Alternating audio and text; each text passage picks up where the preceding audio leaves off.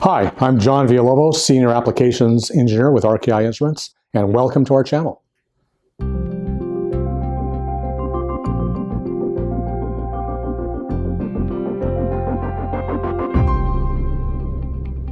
Today, I want to show you our AC2 Surface Analyzer, and basically this system analyzes different materials, such as organic materials, semiconductor materials, or metals, for work functions and ionization potentials. Very effective for research scientists that are looking to make the most efficient materials available for today's photovoltaic industry.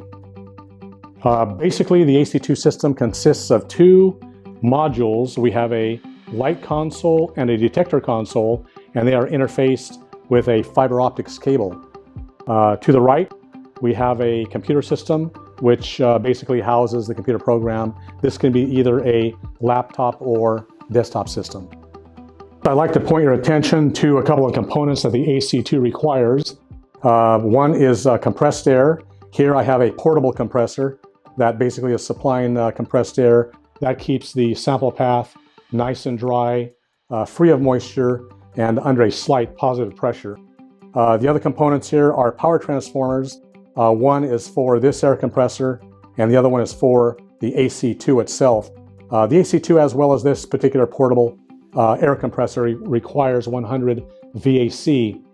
So obviously they're converting North American 115 VAC to the required 100 VAC. Next, we're going to turn the AC2 system on. Before I do that, I want to direct your attention to the computer. We have the computer program open already, which is the first step to do, and we'll cover that program in much more detail later. For now, a few more comments about the consoles. On the light console, we have a couple of status lights. Basically, power, steady on, and standby or warm-up mode is flashing. We have a red trouble indicator. Should the system ever encounter a trouble condition, that will illuminate as well. On the detector console, we have the same lights for power, standby, trouble, and in addition, an open light, which illuminates whenever the sample door is open. And now turning the system on, I'll turn on the power button here.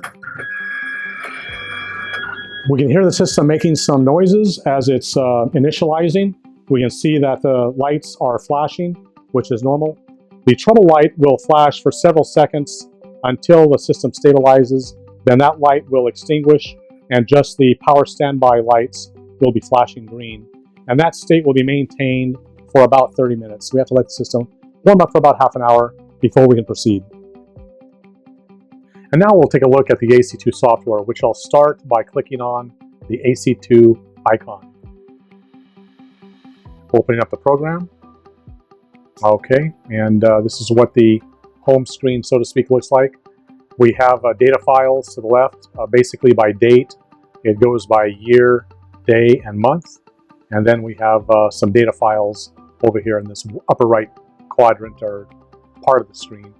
And what we need to do is create a folder for today's activity. So that's going to be create folder. Okay, and I'll just put in today's date, which will be 16/09/02. Press enter to register that. And then when I click on this folder, it will clear the data screen because obviously we haven't run any data for the day. The next thing I'm going to do is confirm a connection. I've already warmed the AC2 up for about half an hour, and now it's ready to go. But we just want to do a quick connection. It's already been done. Okay, great. Just verify that, acknowledge it. And now we're ready to open up the work function screen, which is the screen that will allow us to put our parameters in to run a sample for the AC2. Basically, we have a vertical and horizontal axis. We have a photon yield squared over here on the vertical axis, and our electron volts on the horizontal axis. So that is 4.2. Right now it's set up for 4.20 EV up to 6.10 EV. The range of the unit is actually a low of 3.40 EV up to 6.20 EV.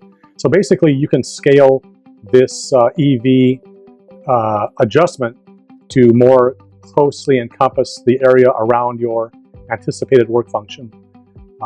So therefore, you're not sampling a lot of EV values that you know is going to be ground level, nowhere near the work function. That just takes more time, so you can shorten up that scale, which will produce a faster runtime. But for the moment, we're just looking at 4.2 to 6.10 EV. Next thing I'm going to do is to name a sample, and that's going to be a gold test sample today. So AU underscore, and then today's date again, 160902. Press enter, and that basically is just signifying that we are doing a gold sample on today's date. I want to run a gold sample to make sure that the AC2 is performing properly before I actually run different material samples for a customer. Okay, and again, the scale is correct. Basically on this column here, you want everything to be in green highlights. That's green to go, red for stop, so we have to change this one down here. Start energy, finish energy, the step of electron volts are in 0.10 EV steps. The counting rate is 10 seconds per data point, and then right now the target UV intensity is 10, and my actual UV intensity is 0. So I want to bring this down just a little bit. We see an old data from about a week ago or so, so I want to clear that out. So right click and then adjustment data delete. That's cleared that out. Okay, so now I'm going to set the target of UV intensity, and that'll be in nanowatts. Gold requires about 10 nanowatts to get a good slope of data, and you'll see what I mean when I run that. Okay, so basically I want to put in 10. It did say 10, but I'm just going to type it in anyway just so you see the function. Okay, and at this point I want to come over to the measurement M little title here, and then go to measurement UV intensity adjustment. We want to correct that to 10 from 0, and right now it says set the UV intensity at 10 nanowatts. Yes. Now we're going to hear the machine make some noises, and it'll make that adjustment and actually make the UV intensity 10 in our red bar here, which will turn to green when it is either set to 10 or very, very close to 10. It might be 9.9, but it's going to be a value very close. So we'll just take a few moments to let the machine make that adjustment. Okay, the adjustment is done. As we can see, it wants to be acknowledged. UV intensity adjustment done. Okay, and now it did appear in the green bar at 9.9 nanowatts, which is close enough to be valid. Okay, so now we can actually run our test sample. I'm going to go back to measurement M, and then click this time sample S, and that is going to move the sample tray.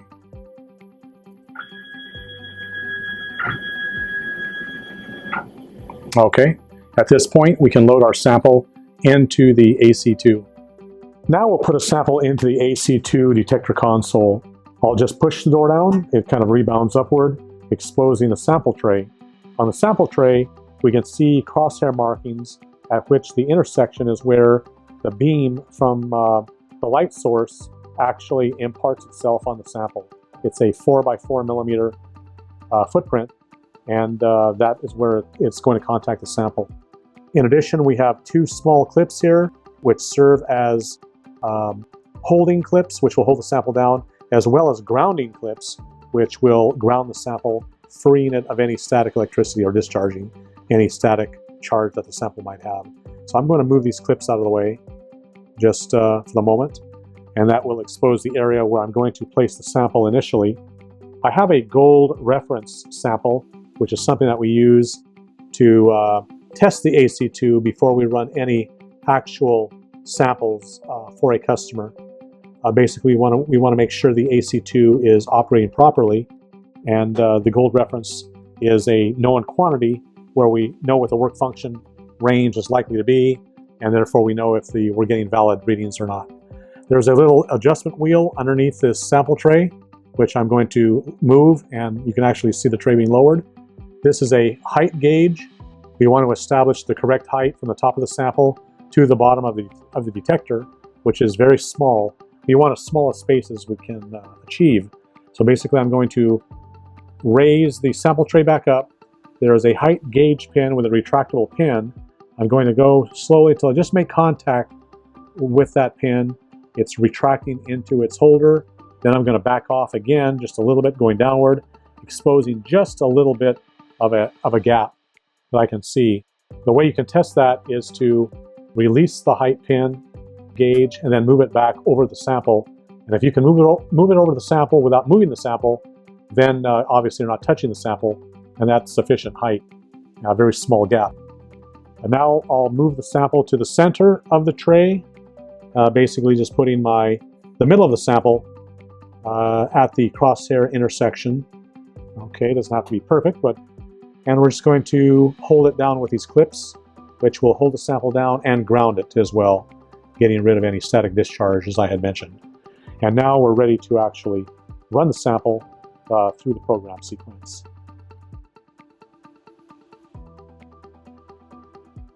Okay, so now we put the sample into the unit. I'm going to acknowledge the return of the sample stage, and you'll hear this time the sample stage is being moved deeper into the unit underneath the detector.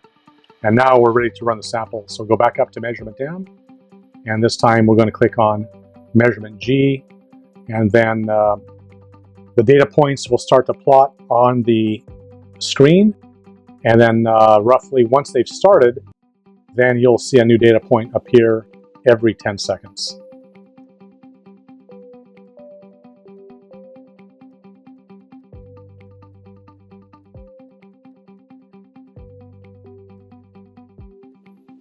Okay, so now we see that the sample has been done for the test gold sample. So I'm just going to acknowledge that. And right now, measurement done. Save this data. Yes. It looks like a good slope. Basically, in a nutshell, we can see the raw data here. We've got our ground level and then what we call a regression line. And what we're looking for is linearity. It doesn't have to be a perfect 45-degree slope, but we want a good approximation of linearity. Then we know we've got some valid data. If I did not have the nanowattage intense enough on my UV source, then this slope would be much more shallow. It might be just above or perhaps not even above the ground level at all.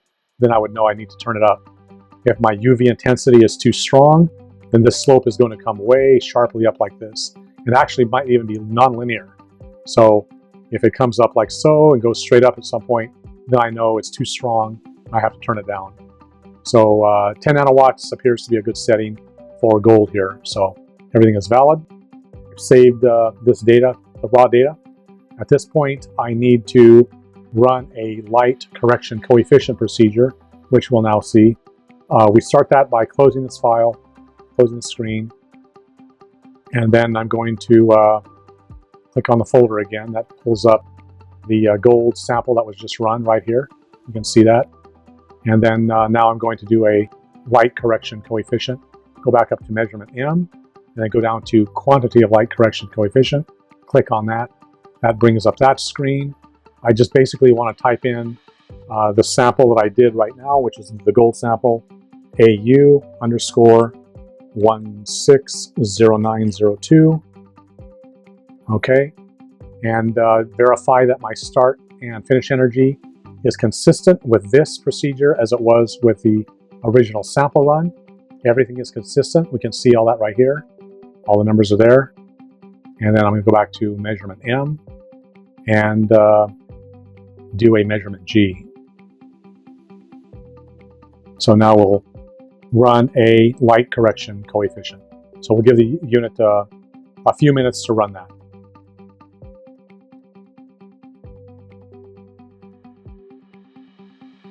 Okay, so now the measurement has been done for the correction. Save this data, yes. Okay, so we've done that.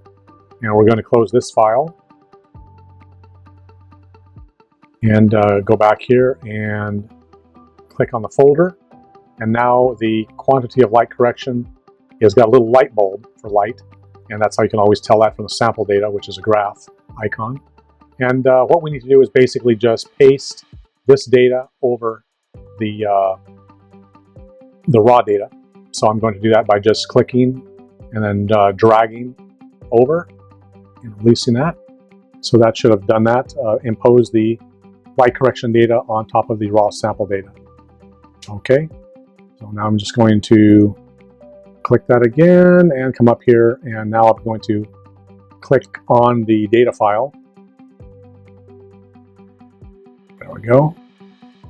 Okay, you can see that now the quantity of correction has been imposed in here. It's got a title, whereas previously it did not. So that's how I can tell that it did accept it. So at this point, we can now plot the ground level and the work function. All right, so basically I'm going to do select what I consider to be the data points for the ground level, which will be right here. Okay, ground level, there we go. And usually your first 1 or 2 data points are transition points, so we don't necessarily want to include that. But this is a pretty reasonably linear slope, so I'm going to include at least these points here. Okay, right click, that brings up this little subtable or list, and then just left click regression line, and there is our regression line. So we can see that we have arrived at a work function for today for this gold sample under today's temperature and humidity conditions of 5.01 EV. And all it needs to be done now is to save this data to an Excel spreadsheet. So I've got that. I'll just click on my Excel icon there, open that up. Okay, and go back to the AC2. I'm just going to put my arrow in this area, general area. Click it there, and now Control C, enter.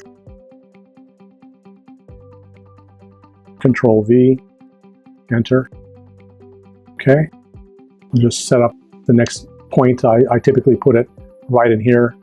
Go back to the AC2 window, put this cursor in this area of the screen, click, Control C, enter, Control V, enter, okay, and just right next to it, we're going to put our last bit of data, and that's going to be down here where the blue is.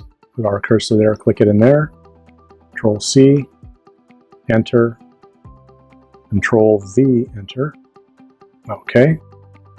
And then I could save it right now. I'll just expand the columns here just a little bit so we can see more accurately as to how the formatting is going to be once you print it out or look at it later on.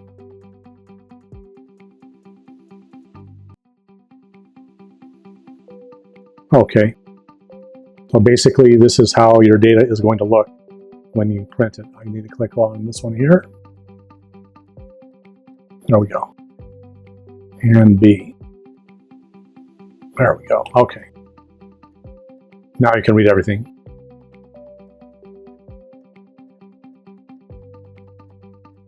Okay, now I'll save this. Local disk C. I'm just going to put in the AU sample again, today's date. Okay. And there we go. Just close this out. And we're back to our screen, AC2 screen. Now I'm going to close this file, or close the screen, I should say. Close the screen. Okay, we're back to our home screen. And now I'm going to go to measurement M, and then bring up the work function screen, and then go to measurement M, and then sample S. That will retrieve the sample stage and bring it out to the access area where we can remove our test sample and then put in a regular sample of some other material if we wished. Move sample stage ready? Yes.